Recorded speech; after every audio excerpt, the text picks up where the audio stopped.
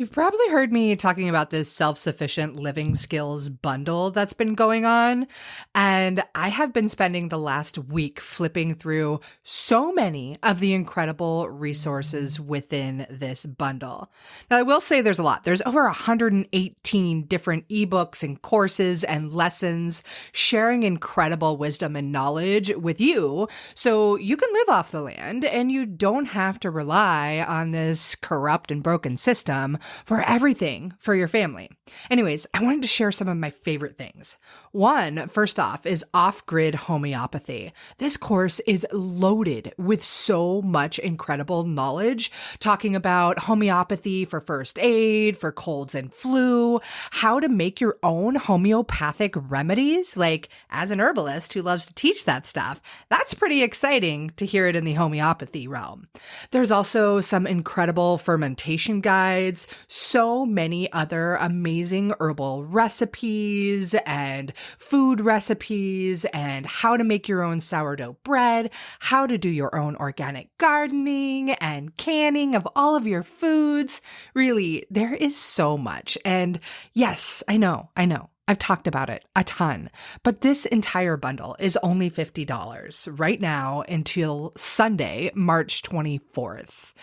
I'm sharing my herbal first aid skills, which is a course that's $47 on its own. I'm sharing recipes that I used when I got my products into REI for herbal first aid kits and so much more.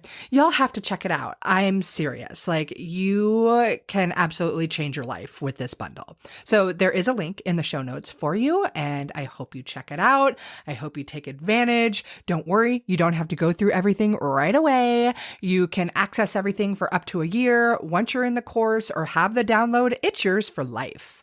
It is a steal of a deal. Okay, self-sufficient living skills bundle in the links for you. Hello and welcome to The Herbalist Path, a podcast where you'll discover how to make your own herbal remedies at home so that you can take better care of yourself, better care of your family, and better care of our planet. I'm Mel. I'm a clinical herbalist, environmental educator, and mountain living mama with this crazy passion for teaching more mamas and their little loves how to use plants as medicine in a safe, effective, and tasty way so that there can be an herbalist in every home.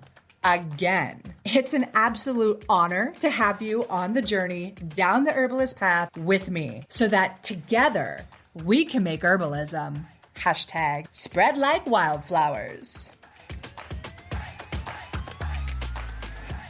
Thank you so much for tuning into this episode. I am so excited to share it with you because I had the pleasure of sitting down and chatting with somebody that I admire and adore so much that happens to live right down the road from me. And her name is Chris Alstat. She's a naturopath and a businesswoman who finds her inspiration in the world of plants. She's on a mission to raise global consciousness and awareness for the earth through ethical business practices, and she really embodies the spirit of holistic leadership. She's originally from Japan and New Zealand, and she's had this incredible journey within the healing arts that she shares in this episode, and has ultimately come to embrace her role as a naturopath. She studies the plants, she studies different healing modalities, and she's really refined her education and skills in business. And she's currently sitting as CEO and owner of Eclectic Institute, which, if you don't know, that's one of the companies that is so kind to offer my apothecary mama students a discount on their incredible products. So they're really amazing. I'm really picky with who I recommend to my students because, you know, good medicine starts with great plants and great ethics and really caring about things. So Eclectic Institute is basically, what a wrong word for it, but it's a legacy herb company that was actually founded within the dispensary of our nation's oldest naturopathic school by Chris's late husband, Ed Alstat. And now, for the past 18 years, she has been at its beating heart, creating products and utilizing Eclectic's innovative freeze-drying technology, while also upholding high standards of excellence and authenticity. Chris is a huge advocate for sustainability, and she's very hands-on in adopting eco-conscious farming techniques, ensuring top-notch, environmentally friendly ingredients in their products only. And under her leadership, Eclectic has even created amazing programs like internships and herb-focused summer camps for our kiddos on a mission to inspire these new generations to explore the world of herbs that truly, truly heal. Chris's dedication to the earth and plants goes beyond just running a business, though. It's actually her way of life, both personally and professionally. Herbs and environmental awareness take center stage for Chris. And it's this earth-focused approach, combining her love with nature with her business skills, that makes Chris an amazing being and such an inspiration in the world of herbs. And I'm so excited to share our conversation with you. And you'll get to hear a bit about her love affair with herbs, with Ed, and with Eclectic Institute. So I hope you love this episode because the work she is doing is so incredibly important for all of us. All right, enjoy. Thank you so much for tuning in to another episode on the Herbalist Path. I am really thrilled and really delighted to have today's guest, Chris Alstat from Eclectic Herb out of Sandy, Oregon. And I have known Chris a little bit through the wonderful world of, well, being in similar communities and also in the naturopathic and herbalist community. She is the owner of this amazing company and also a naturopathic physician, also a mother, a teacher, a healer, a beautiful, powerful, kind, compassionate businesswoman as well. So, Chris, thank you. I'm really delighted to have you here.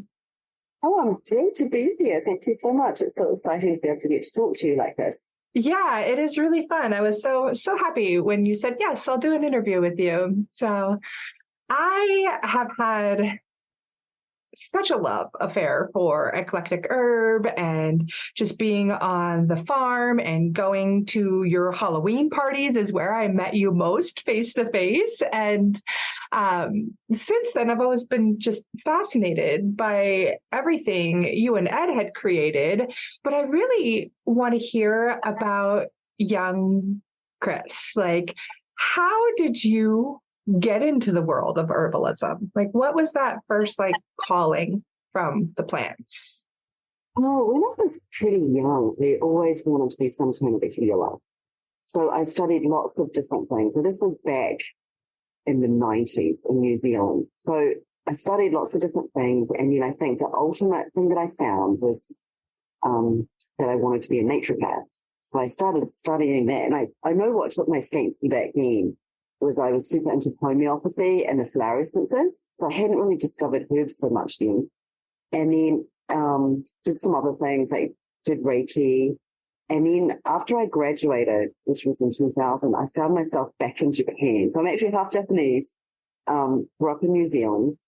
And then when I went over there, I discovered that I was the first naturopath. And I was walking down the street and I ran into somebody who I used to teach English to, and he said he'd built a healing hotel and he had a clinic, and would I want to set up the clinic? I was like, oh, that sounds amazing. So I set up the clinic, and then he gave me 4 staff and said, can you train them as naturopaths? So I set that up kind of like as a spa. We had herbs in there, and the product line that we actually chose to use was Eclectic. And then the distributor called me up and she said, the owner of this company is also a naturopath and he's staying in this hotel. Why don't you give him a call? So I called him up, and that was Ed. And I said, do you need any help while you're in Tokyo? And he wanted to take his son to an Indian restaurant. So I took him out, and then we were talking about it. And I said, well, I've got this clinic and I feel totally out of my league and I want to get some more experience. And I think I want to go to the States and follow some people around the clinic. And he said, who do you want to be with? And I wrote a little list of some authors that I'd heard of, and he knew them all. He said he'd been to school with some of them and he had no problem if I could get back to the States. So I went over there, followed some amazing doctors around. He was Dr. Matt Smith in town. Like, he's now retired. He wrote the best-selling book, Eating Alive. And then there's also Stephen Bailey in Portland. and there were some other people. So I had a great time, and that is also how I met Ed and kind of my introduction to plants, because of course Ed, I knew I'd studied herbs out of textbooks. So the old textbook herbalist. But then when I met Ed and we'd walk through the farm and that really awakened my interest in plants and herbs. And we were both really into growing them and doing different things with them. And then, of course, we had this amazing business where we were growing and freeze-drying the herbs. So that's how I came to get interested in herbs. I love that story. And now I want to hear more of the love story of it. Yes. As Ed is your husband and started Eclectic Herb, and he's unfortunately no longer here. I would love to hear if you're willing to share some of that story. It would be really beautiful. Yeah, sure. So in Tokyo, when he invited me over, he said I could stay in the farmhouse. And that's where his sister was staying, on the farm. But the big problem with that was I couldn't drive. So I had a driver's license from New Zealand, but in Tokyo I had my car. I just used to get the subway everywhere. So when I came out and he gave me his spare car, and it's like the wrong side of the road, you know, out in the country in America, wrong side of the car, I said, I don't feel comfortable with this. So I had to stay with him so that he could drive me around. And he used to drive me to the train station, and I'd get a bus first and then the train and go to Portland that way. But eventually I moved to drive in the States, but that's how I ended up staying in his house. And we were so similar. So we got on really well. We were just into everything, the same kinds of things. We ate the same food, super into health, super into anything related to healing. We read the same kind of books. So we hit it off. We got on really well. And that was the start of 16 years together. That's so fun and beautiful. I absolutely love that. Was the farm still in the same location down by the little airport at that time? Yes. So he had that farm since 1990. Oh, so we met beautiful. in 2004. So when I met him, he already had the farm for 15 years. And Eclectic started in 1982. So yeah, I recall reading some of the history of Eclectic, and it's really fun to just hear your history about it too. So I would love for you to share with our listeners a little bit about Eclectic Herb and what it is, what it's all about. I first discovered it when I was doing events with my product line at NUNM, and it was back when it was NCNM, and I just remember like, wow, oh, you're right down the road from me, and what incredible products. And Ed was there, and I was just so tiny in my little herbal product business. So I was like, oh, look at all these amazing people that I get to collaborate and watch and learn and grow with. So I think a lot that Eclectic has to offer is so incredibly special and such incredibly high quality. So that's what I love to share with people is like, if you want good medicine, you've got to start with good medicine and good ingredients, right? So yeah, I'd love to hear from you a little bit more about Eclectic. So we actually started in the clinic dispensary of NUNM, with NCNM back in the day. Mm-hmm. So Ed graduated from NCNM in 1981, and he pretty much knew he didn't want to be in a clinic, but he wanted to get people well. And he was a pharmacist before he was a naturopathic physician, so very familiar with like chemistry and compounding and making products, making remedies. And so he started in the clinic dispensary, and at the time the school was actually about to go out of business. So coming in as a businessman, he looked at it and he said, we have doctors running a school, it doesn't go well, but I can help. And he went around all the people that they owed a debt to and said, got them to take like a payment plan, borrowed money off his own father-in-law, paid back some of the people, and then set up the school financially so that it would succeed. And he actually got recognised for that honour with one of the, I think they've given out 4 presidential honours during the history of NUNM, and Ed was given one of those for his work in saving the school and saving the profession back in the day. And then Eclectic got started in the clinic dispensary, and it was it had the endorsement of the school, and it was the only company that did back in the day. So every graduating naturopath would go on to use Eclectic products, and started with the vitamin products and the vitinatal biotic, which we still have, and a multivitamin.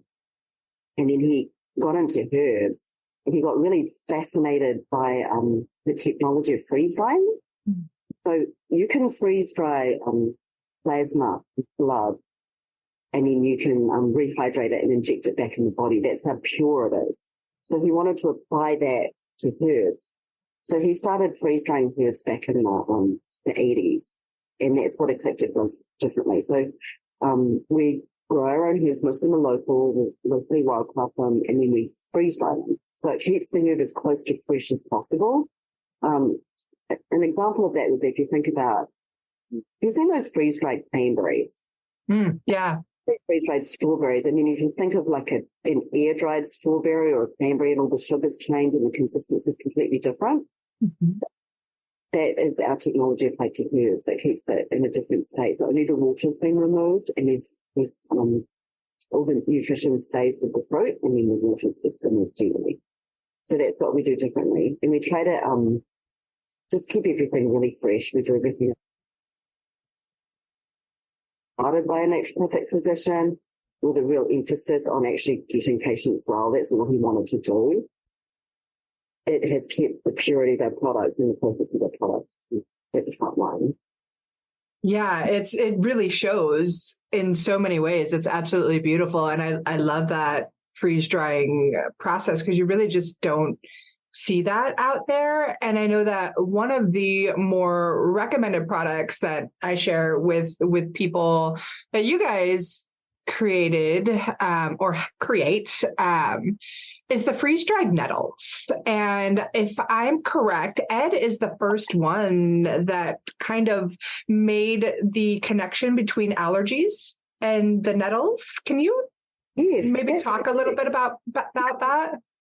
So there was someone at Eclectic who had allergies, and he said, "Oh, go down and try the echinacea." So they went down, they came back up, and they said, "That echinacea worked really, really well."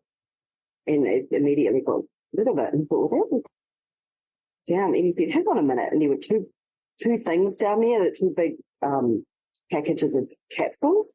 And he said, "Which one did you take?" And it turned out that they're taking the nettles. So he was immediately interested in that and thought this is worth exploring a bit further. So he got together with Paul Mittman, who was another naturopath, and using NU&M, they actually did a clinical trial which showed that nettles was effective. I love that. And that was our original product. That is so cool. I love hearing these stories and the fascination, and it's part of why I was so excited to have you here and chat today, because the history, right? The history. And I think that there are quite a few people that might be listening to my show right now that may not even understand why Eclectic Herb would be called eclectic and what that means, right? I would love for you to share a little bit about Eclectic and the eclectic physicians, and share some of that history and why that name might have come about. So yes, the name did come about from eclectic physicians who were active during the golden age of botanical medicine.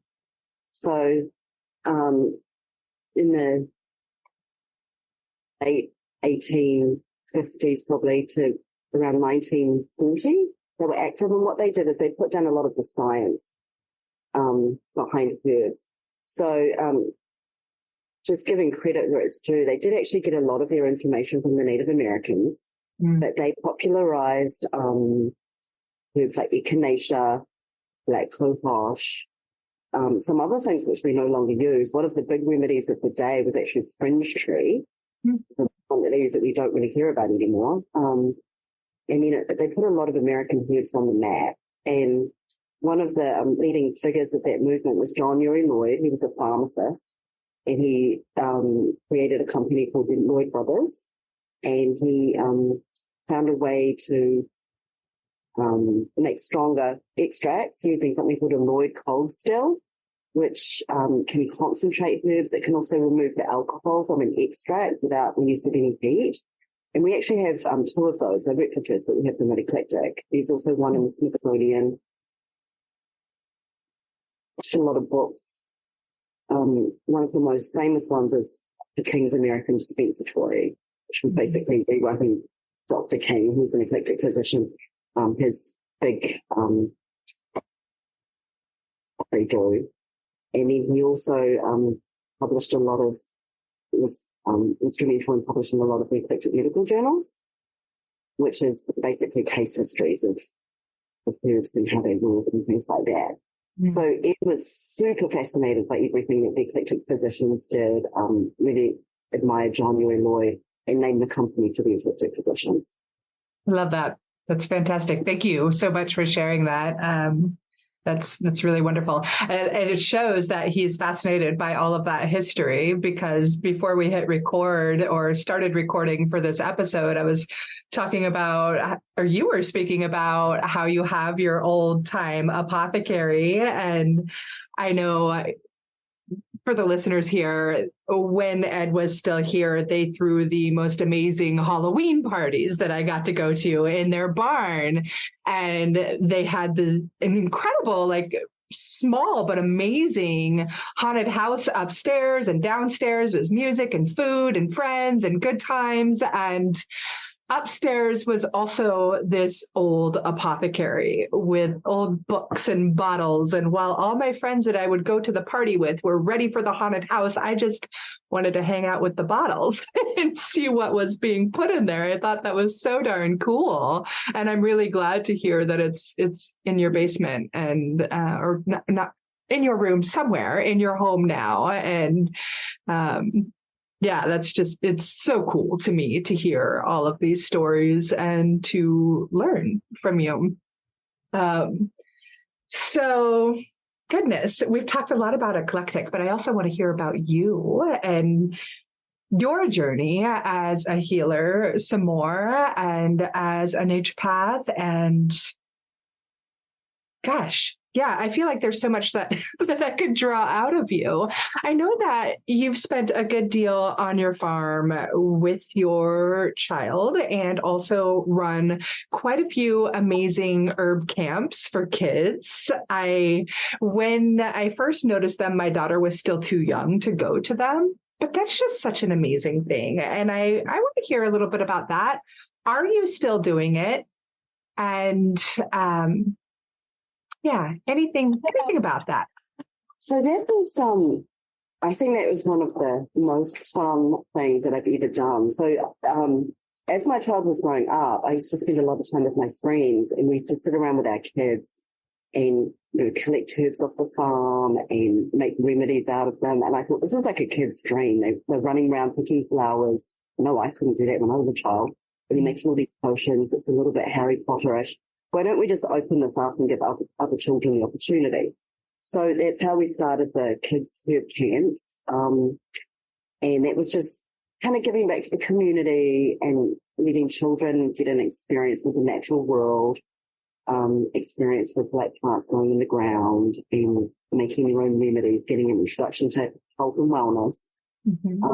So that was super fun. The first one we did was full, and everyone that we ever put out there was also full.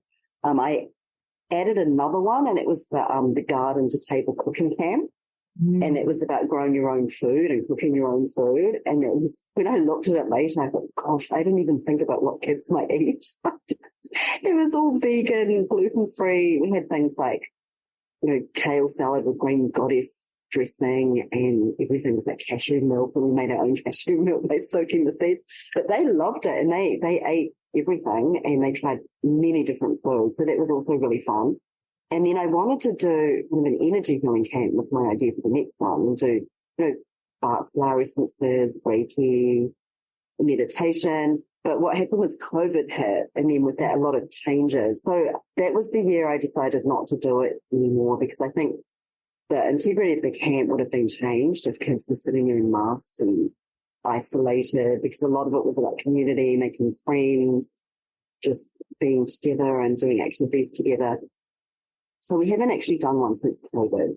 The other thing that we did is we had a herbal internship program, which was about making herbal education accessible to people who might otherwise not be able to access it. Because sometimes it's expensive to go to herb school. It costs a lot of money. Not everyone can afford that. So we wanted to give an opportunity for people to be able to do that and, welcome them to work on the farm, work on the farm in exchange for herbal education. And we did have one after COVID started, affected it a little bit. But that was the last one we did there. But that was also quite fun. It was we had the education for the children and education for young adults. But I think that they're my favorite things to do. So we're hoping to bring those back. Yeah. If you do, and there's any way I can be a part of it, I would love to. That would be so much fun for me because my background is environmental and experiential ed. That's kind of how I fell into the world of herbalism, was wanting to connect people with nature. And little did I know back then that it would turn into this 20 plus year love affair of studying plant medicine. But gosh, that would be so much fun. It's such a joy to watch the kids learn and grow. And even if the kids are 35, to watch them learn and grow. And I remember when you had those going on, I still had my apothecary open up in Welch's, and my daughter was just too young to take part. Yeah, it was a beautiful experience. All the kids who came were great, had lots of fun, and it was really amazing. Yeah, it sounds amazing. That sounds absolutely like a blast, and especially to have like the access to the farm and all of those beautiful plants growing and touching and feeling and loving and all of that you get to do when you get to be in the presence of such things. And I love that you did the whole food thing, which is obviously we can't just hope the plants are going to be this instant fix, right? We need the food and the nourishment for our bodies, for everything to come together as a whole. So that is really beautiful. I'd love to hear if you're doing the energy one too. And it brings me back to a question of when you first started getting into your healing work. You said that you were really into homeopathy and flower essences. And I started with the plants and with herbs, right? Those are obviously with the plants as well. But I would love to hear a little bit of a breakdown, because homeopathy is amazing and it boggles my mind. So I would just love to hear a little bit about both of those as healing modalities and how it all incorporates together.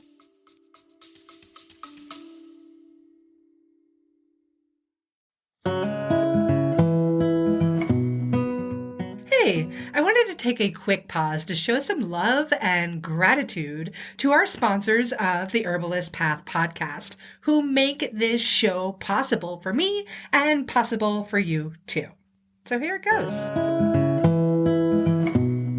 Medicinal mushrooms are all the rage these days, if you didn't know already. And with great reason, because they are powerful medicine that can improve your health and your life in so many different ways when they're well made. Yeah, it's true. There's a lot of stuff on the market that isn't going to be so effective. And that's why you need to find a brand that you can actually trust. For me, that brand is Whole Sun Wellness, and this is the creation of a brilliant woman and fellow mama, Jamie Bonfiglio. She's an international mushroom educator that has been working in the medicinal mushroom industry for years. And this is when she saw firsthand how many other companies take shortcuts when it comes to their products. And Jamie wasn't having it. She set out to build her company the right way. Whole Sun Wellness is here to raise the industry standards so those crap mushrooms on the market aren't getting into your body or your family's body. Whole Sun Wellness is the first company to test and report nutritional facts for all of their extracts. They go beyond industry standards every step of the way, from sourcing to extraction and final testing. And as the owners of the largest medicinal mushroom farm in the United States, Whole Sun Wellness is taking control of their supply chain for the highest quality and absolute full transparency. They're even the first company to include pure mycelium extract in every single product. So when you're thinking of getting medicinal mushrooms for you and your family, Whole Sun Wellness is exactly the ones you want. Also, be sure to check out their new mycolites. These are the world's first dissolvable electrolyte tablets. They're featuring functional mushroom extracts that'll give you more energy, more stamina, and recovery as well. And who couldn't use all of that? The other thing is, they are these adorable little mushroom-shaped tablets, and they come in like a little Altoids box, but way cooler than Altoids because they're mycolites. Anyways, head to wholesunwellness.com to grab yourself some mycolites and all of the other functional medicinal mushrooms that you and your family need. And of course, you can grab that link right here in the show notes now.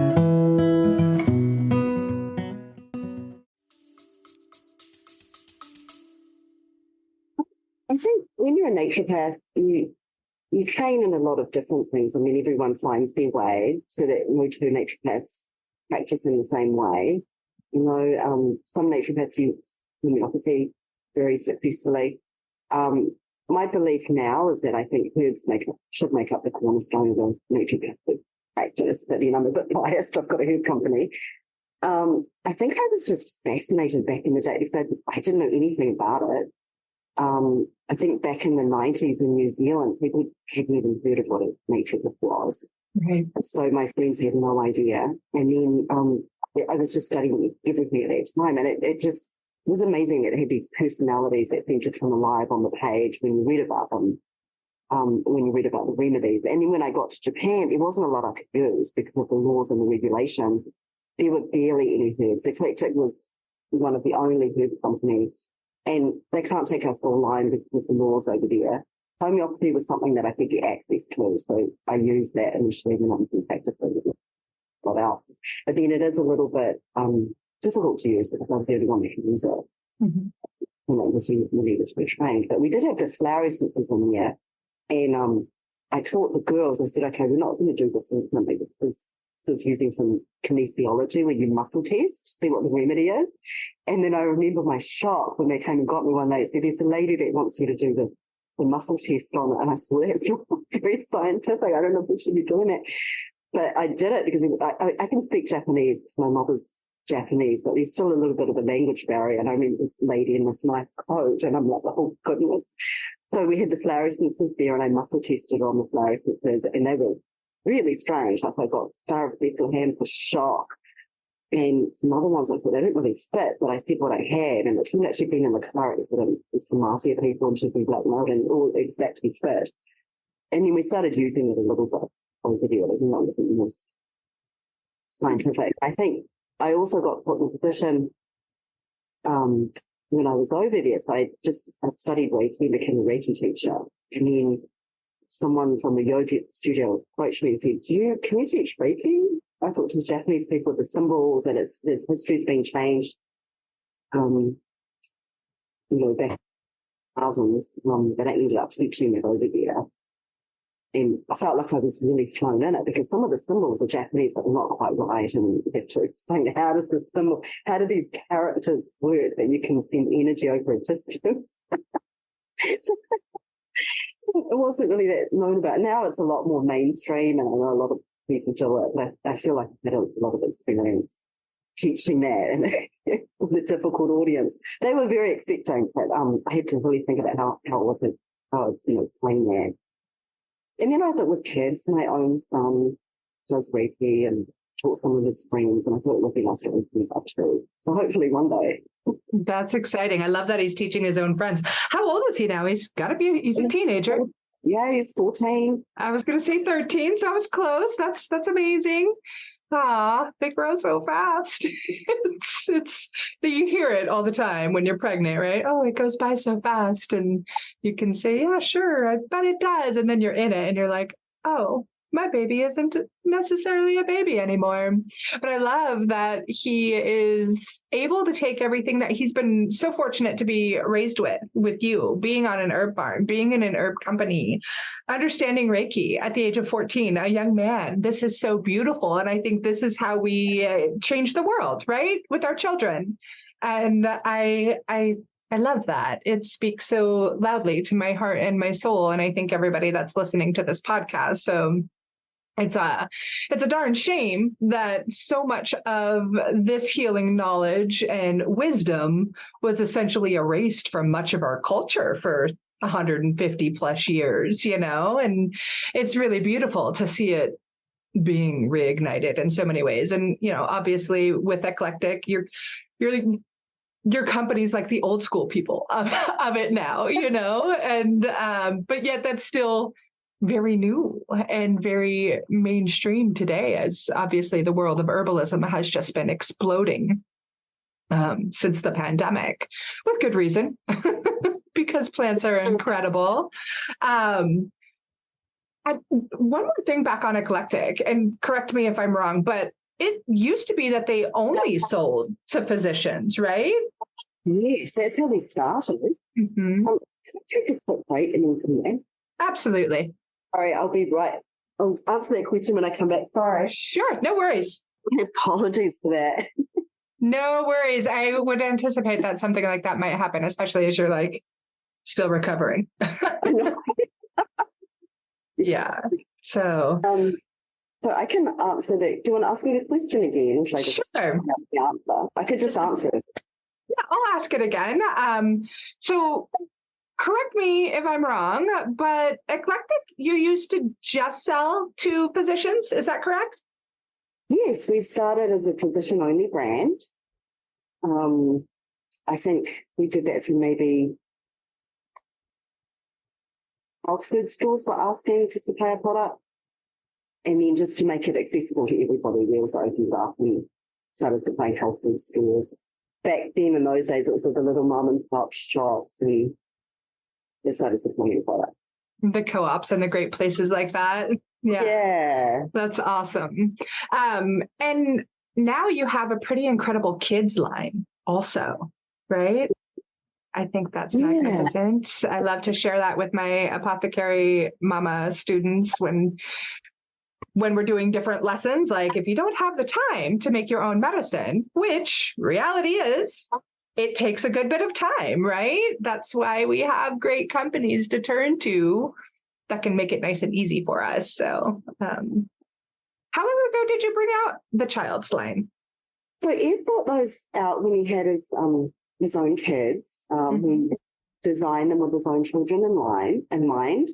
And what makes them a bit different is that they're the same strength as a regular extract.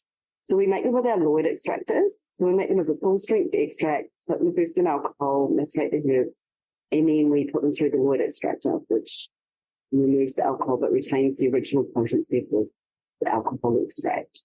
Yeah. And they were formulated by Ed personally. We have some good ones like the herbal puff elixir. I'm actually taking it myself at the moment. And the kids' herbal biotic, pretty popular. Nice. Yeah. Speaking of you taking your own remedies right now, you're recovering from COVID. Yes, first time to get it. Yeah, let's talk about herbs and what you are doing for yourself to help in that recovery process. Well, I think the big thing is I have to be a little bit careful about what I say. I don't want to start peddling, products as a cure for COVID or anything like that. Right. But there are some herbs that can support the immune system. So I'm obviously going for the immune herbs and then the respiratory herbs. It's not too bad. It hasn't gone into my lungs or anything. It feels like a pretty bad head cold. One of my favorite product is actually a Laurix product, which is just a powder. It's an immune system soluble dietary fiber as well, so it's good for the gut. And it's really easy. You just mix it with water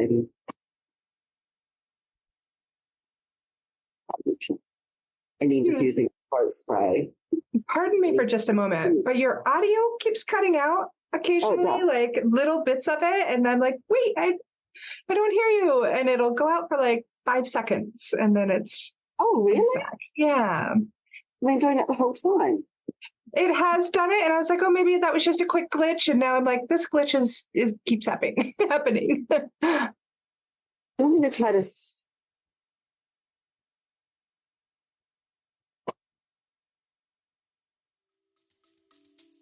calling that.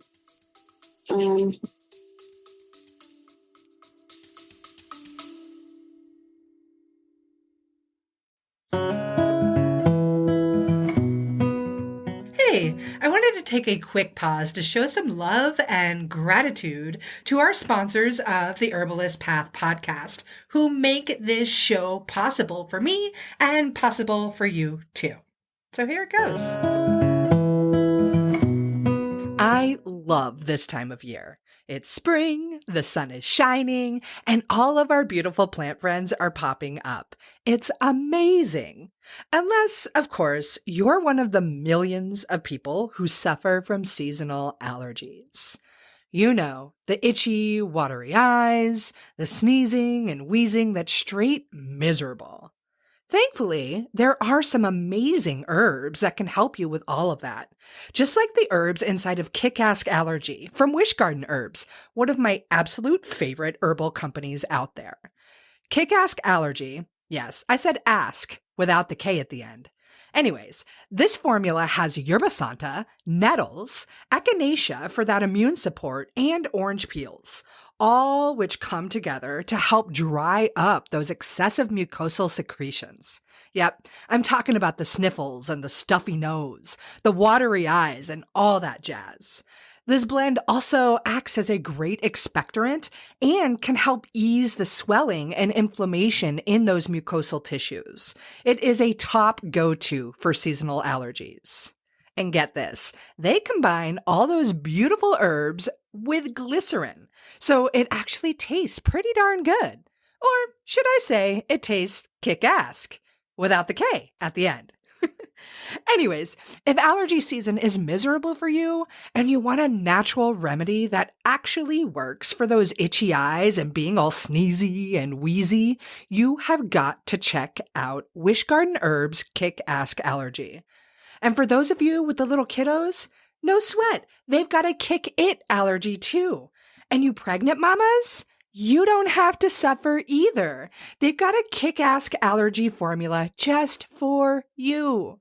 So head over to wishgardenherbs.com or check out the link in the show notes and go grab yourself some kick-ass allergy so you can enjoy spring again.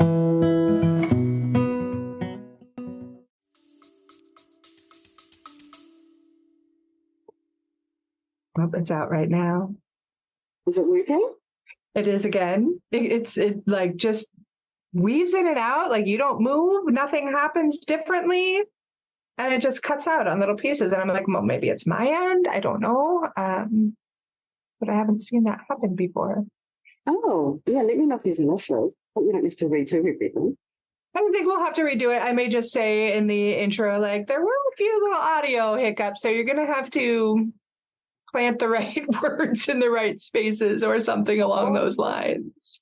Or we could redo it, but I think we'll be okay. I'll see what Rose can do as far as editing, and maybe everything will work out just lovely. So sorry about that. Gosh, what were we talking about? The kids line. We were talking about immune herbs, and with I don't want to say, oh, I've got the greatest cure. Well, I think one, there's definitely a disclaimer at the end of this podcast that is on the end of every podcast. And you are speaking from your own personal experience as somebody who is in this position, recovering from COVID.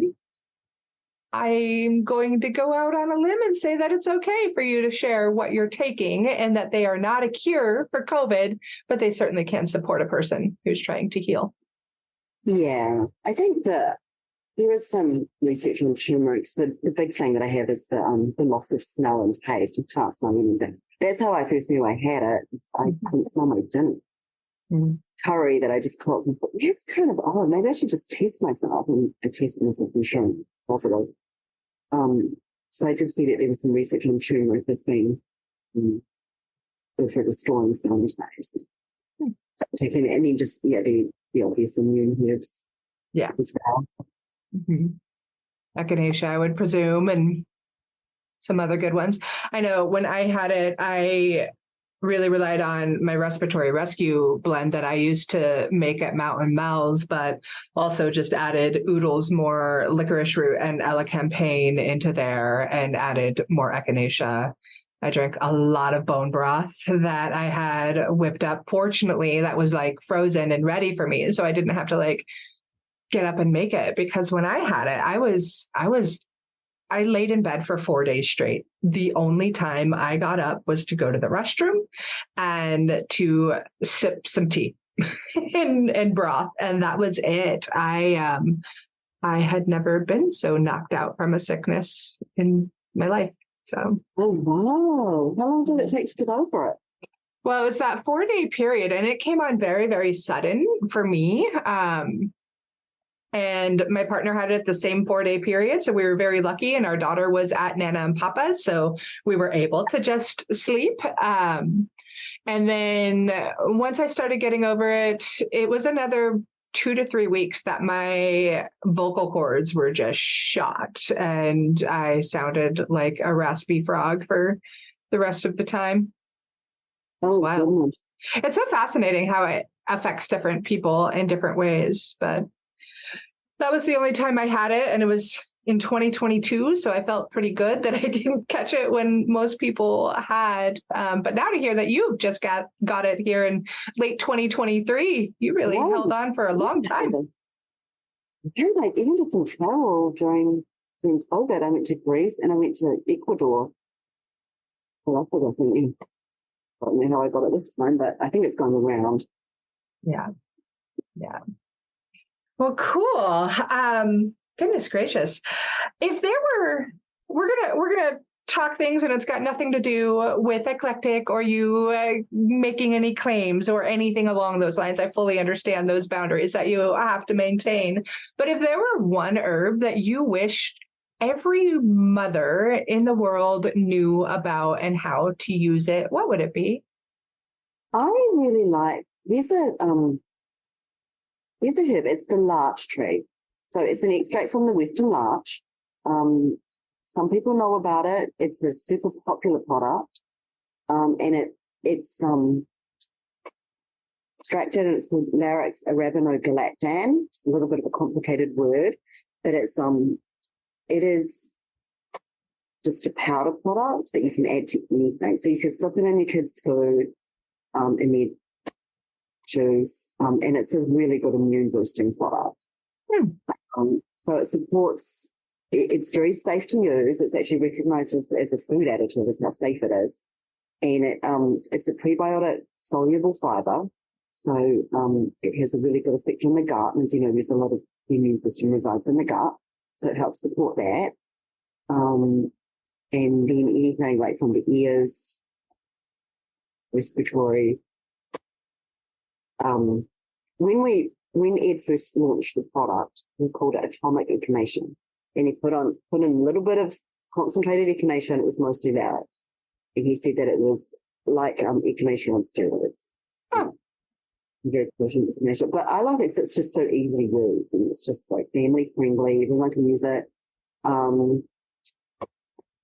It's my cat. And I wanted something that is immune system. So yeah, it's just a really nice, safe. Nice. A really nice, safe product. That sounds beautiful. I love the larch tree. It's something I've always gathered for firewood. And right now, how their golden needles light up the mountainsides on the other side of Mount Hood is really, really beautiful. I had never thought of that, and nobody's ever shared the larch for their favorite herb that every mom would know. That's really wonderful. And beautiful. So what part of the tree is it made from? Is it the needles? Or? No, it's actually from the inner. And I'm sorry, it's from what? The inner bark. And it's been purified. Nice. Beautiful. So it's pretty tasteless. It dissolves really well in water. It's just really easy to taste. To take. Nice. That sounds amazing and simple. And pop it in a smoothie or pop it in your soups or what have you. Sounds yeah, exactly. Great. Hot or cold. Mm-hmm. Nice. So I do that in my smoothies or just with coconut water. Yeah. Awesome. That's amazing. Okay. Is there any for words, most of my listeners are moms, right? And they are really curious about going on a more natural route to healing their families. And obviously you have large amounts of experience in that realm. If you were to give them some of your greatest words of wisdom on how they can make that happen in their worlds, what would you share? I like introducing kids to plants really early and where their food comes from. So it's very simple to just, even if you don't have a lot of space, to grow something on a windowsill. But I think to introduce kids to nurturing a life form and to raise a life form very young is a very beautiful thing. If there is space to grow your own food in a very small area, I think it's also important to get kids involved in the process. And they love it. And then there's nothing like planting the seed, nurturing the seed, and then harvesting the food at the end of it that makes them want to eat that. So I think, some kids just naturally don't like certain vegetables, but if they grow it themselves, that excitement behind trying it makes it easier to get them to eat those vegetables. So I think that's very important with kids, and something that should be introduced to them. That's a simple thing to do. Yeah, I think that I fully agree. Like, get them in the dirt, tasting it, touching it, feeling it, watching it, let it be a science experiment. These are incredible learning lessons. And it's really beautiful right now. I know I wasn't raised that way. My daughter sure as heck has been. And I am so grateful to see more and more families starting to make those kinds of turns and shifts and digging in the dirt. I think one thing that I've noticed over time, like the trend in the 90s and early 2000s and still today, is to get to know your farmer and know where your food comes from. And when I ran my product line, I did loose leaf herbal teas. And part of my desire with that was just, one, you're going to get a better quality blend that way, of course, but I wanted people to be able to see the plants that are inside there and to get to know their medicine, not just their food. So I think that really correlates with what you're saying about getting those kiddos in there and planting the plants and eating the food and getting to know the medicine. And even going on walks and just pointing those plants out and seeing them outdoors growing, like some of the different medicinal trees and things like that. I think it's another way that you can introduce children to plants and do that pretty early. Yeah, I think that's absolutely amazing. And windowsill little herb gardens, I think we've done that before. With little seeds in a little container and water and just watch it grow. So there's simple ways to do that. There are simple ways. You don't have to have acreage all the time. You can have a small little apartment and make it happen, which is really, really nice. Yeah, it can be done by everyone. And hopefully as we keep going and keep doing all of these things, and so many wonderful people are stepping into this world, that it becomes the norm again instead of the exception to the rule. So, thank you, Chris, so much for coming on to this show. I would love for you to let everybody know how they can find Eclectic Herb, how they can find you if they want to connect deeper, and any other pieces of wisdom that you'd like to share. Well, thank you, Mel. We can be found at eclecticherb.com. We're also on Instagram and Facebook. And it just cut out again. Sorry. I got you all the way to Instagram and Facebook. Anyone can always reach out through our website. I'm pretty easily accessible. We'd love to hear from everybody. Awesome. Thank you so much again for coming on and sharing your stories and some history and some wisdom. I really appreciate you. Thank you so much for inviting me on. I had a great time, and it's always fun to talk with you and to see what's going on in your life as well. It's great. Thank you. Thank you.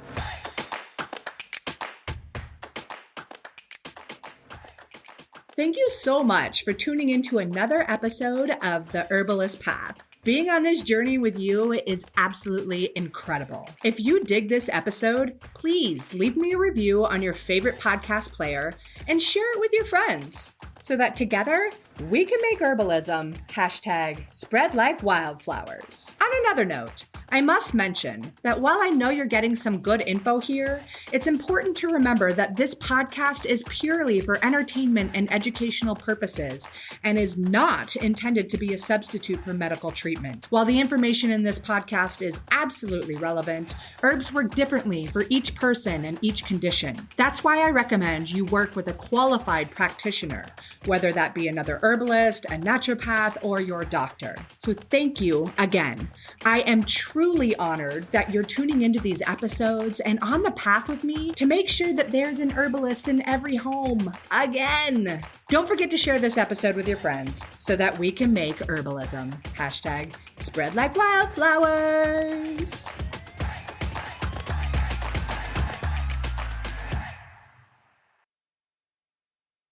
It has been so much fun and so, joyous watching all of my medicinal plant friends popping up in my garden, from the elecampane to the comfrey and the arnica. I love seeing these friends pop up. And if you are still trying to decide what to grow in your medicinal herb garden, you've got to grab my guide. It's all about the most essential herbs that every mom should know and should grow. So I teach you how to grow them and the many different ways that you can use them.